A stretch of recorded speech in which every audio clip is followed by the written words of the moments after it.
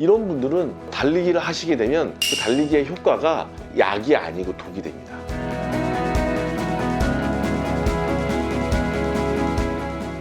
안녕하세요. 참포너나우병원에 근무하는 이동엽 원장입니다. 요즘에 남녀노소 가리지 않고 이제 가장 많이 하시는 운동이 바로 달리기입니다. 동네 공원에 가면 많은 분들이 이제 달리기 하고 계시고, 밤에 한강에 저도 가는데요, 이 러닝 크루, 달리기 동호회 분들이 단체로 열심히 달리기를 하는 모습을 자주 볼 수 있습니다. 달리기는 심폐지구력을 높여주고 불필요한 지방을 연소해주는 아주 좋은 운동이지만, 자칫 달리기를 잘못하게 되면 허리와 무릎, 관절들이 망가질 수 있다는 것 이제 알고 계신가요? 오늘은 허리와 무릎을 지키면서 달리기를 잘하는 방법에 대해서 말씀드리겠습니다.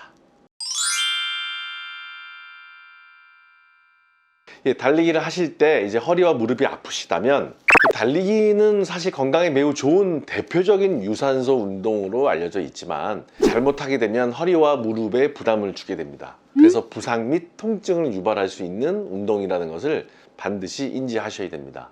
달리기를 하면 발이 땅에 닿을 때마다 체중이 강력하게 실리기 때문에 충격이 발생하고, 그 충격은 고스란히 허리나 무릎 연골 또는 목, 어깨, 뼈, 관절 등 몸 곳곳에 압력이 전달이 됩니다.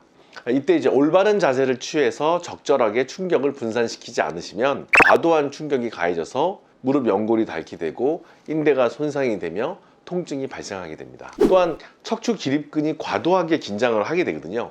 달릴 때 보면 척추는 주변에 있는 근육들이 이제 긴장하고 피순환이 조금 경직이 되고 뼈 관절 자체에 부상을 입게 될 수 있는 기회가 늘어나기 때문에 신경을 건드린다든지 또는 주변에 염증이 생기고 조직이 붓는다든지 하면서 통증이 발생하게 되는 겁니다.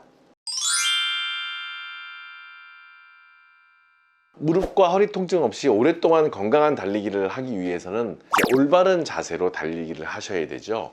보폭이 신체에 비해서 과도하게 넓어지지 않도록 유의하셔야 됩니다. 대략 한 1m 정도를 권하지만 신체의 어떤 사이즈, 키나 몸무게에 따라서 달라질 수 있고요. 또 근육이 굳어지거나 약해져 있을 경우에 척추나 무릎 연골에 부담을 줄 수 있으므로 달리기 전과 후에는 충분한 전신 스트레칭을 하셔야 됩니다. 평소 근력 운동을 통해서 둔근이라든지 대퇴사두근, 복근 등을 강화를 미리 해두는 것이 중요합니다. 달리기에는 휴식도 상당히 중요한 부분이 있어요. 적절히 운동하고 나머지 시간에는 잘 쉬어야 합니다. 달리기에 익숙한 경우가 아니라면 갑자기 과도한 운동을 하는 것은 오히려 독이 됩니다. 주 3회 대략 한 30분 이내로 달리기를 마무리하시고 휴식을 취하기를 권장드립니다. 우선 어깨랑 가슴의 긴장을 이제 풀으셔야 되죠. 상체가 앞으로 너무 숙여지지 않도록 또 너무 제껴지지 않도록 주의하셔야 되는데요. 상체가 과도하게 앞으로 숙여지면 척추 기립근에 이제 부담이 가면서 근육이 피로해지고 잘 삘 수 있고 심하면 허리 부상까지 입게 됩니다. 제가 권하고 싶은 것은 가슴을 펴고 약간 앞으로 숙이되 아랫배에 힘을 주는데 배꼽을 뒤로 보낸다는 생각으로 항문을 조이고 끌어올린다는 생각으로 상태를 좀 약간 똑바로 세우면서 약간 앞으로 한 10도 정도, 15도 정도 살짝만 기울여서 달리게 되면 척추 손상을 예방할 수 있습니다. 또 무릎 통증을 예방하려면 발의 착지 동작이 매우 중요한데요. 착지할 때는 뒤꿈치를 먼저 내딛으면 그 충격이 온전히 무릎으로 오기 때문에 이렇게 뒤꿈치가 아닌 발 중앙 부분이 먼저 미드풋이라고 그러죠. 미드풋이 착지하는 습관을 들이셔야 됩니다. 자, 중요합니다. 이렇게 뒤꿈치로 하시면 안 돼요. 그러면 무릎이 망가집니다. 그래서 착지하는 순간 지명과 정강이의 각도는 거의 수직이 되는 것이 좋은데요. 착지하면서 무릎이 회전하지 않도록 발을 약간 11자로 두면서, 즉 너무 이렇게 벌리지 말고 또 앞쪽으로 모으지 말고 가지런하게 중간 미드풋 기억하세요. 달려야 합니다. 네. 부상을 입었을 때, 즉 달리다가 뭔가 증상이 있을 때는 가장 중요한 것은 일단은 멈추는 거죠. 그래서 한 부위에 부상이 생기면 몸 전체의 균형이 무너지면서 다른 부위까지도 영향을 주기 때문에 통증이 있다면 참지 말고 바로 달리기를 멈춘 다음에 이제 좀 안정을 하셔야 되고 치료부터 하셔야 되겠죠. 통증이 있는 부위에는 일단은 냉찜질을 권합니다.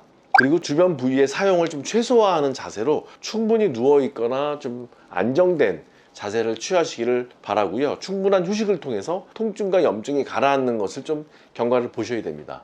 당연히 냉찜질 이후에 몇 시간씩 통증이 지속된다면 당연히 병원을 가셔야 됩니다. 그래서 정확한 진단과 처방을 받아보시기를 권합니다.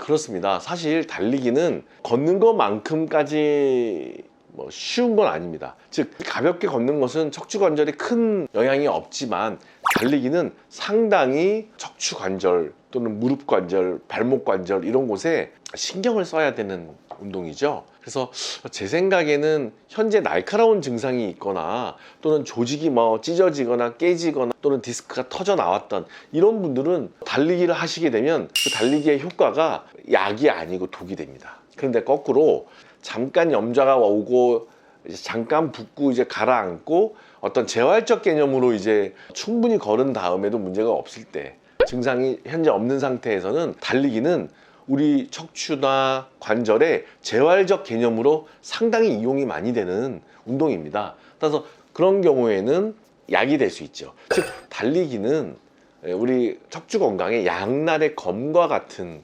운동입니다. 잘하면 약이 되고 정말 못하면 독이 됩니다. 그래서 예전에 수술을 했던 기왕력이 있다든지 또는 전문가들한테 치료를 지금 받고 있는 분이라면 반드시 주치의랑 상의하셔서 달리기의 강도를 정하시기를 바라고요. 또 달릴 때 주변 사람들과 같이 코치 받으면서 달리는 것이 좋습니다. 저도 사실 개인적으로는 러닝 크루의 한 멤버입니다. 저는 올해 달리기 시작한 지 저도 한 6개월이 안 됐는데요. 제가 좀 몸이 커서 천천히 달리고 또 페이스를 한 7에서 7.5 정도로 좀 느리게 가볍게 달리면서 10km 마라톤을 도전을 했습니다. 그래서 올해 4번 10km 달리기를 완주를 해서 1시간이 훨씬 넘는 기록이지만 천천히 달려서 이런 예쁜 메달도 제가 지금 모으고 있습니다. 저 역시 러닝 크루에서 달리고 있고 달리기를 굉장히 좋아합니다. 달리니까요 척추 건강에도 좋지만 제가 스트레스도 좀 풀리고 여러 가지 천천히 달릴 때 생각도 정리가 되고 또 지나가는 실내에서 트레드밀 하는 것보다 좀 시원한 어떤 상쾌한 좋은 경관을 보게 되니까 또 여러 분들이 같이 이렇게 러닝 크루가 돼서 달리다 보니까 스트레스 해소? 좋고 제가 근무할 때도 훨씬 더 피곤함을 덜 느끼게 되더라고요. 그래서 제가 욕심이 나는 거는 좀 몸무게가 좀 많이 나가기 때문에 내년에 좀 더 이제 잘 달리기 위해서 몸무게를 좀 줄여야겠다 라고 스스로도 오토 피드백, 동기부여 이런 것들도 상당히 도움이 되기 때문에 저는 개인적으로는 달리기를 천천히 자신들의 페이스에 맞게 몸 조건에 맞게 달리기를 권유드리고요. 저처럼 몸이 좀 크신 분들은 또 초기에 다시 달리시는 분들 러닝 러닝이들은 꼭 페이스를 천천히 무리하지 마시고 빠른 속보부터 시작해서 5km 도전해서 몇 달 하시고 그 다음에 10km 도전 이렇게 한번 마라톤 대회 나가보시는 것도 권유드립니다.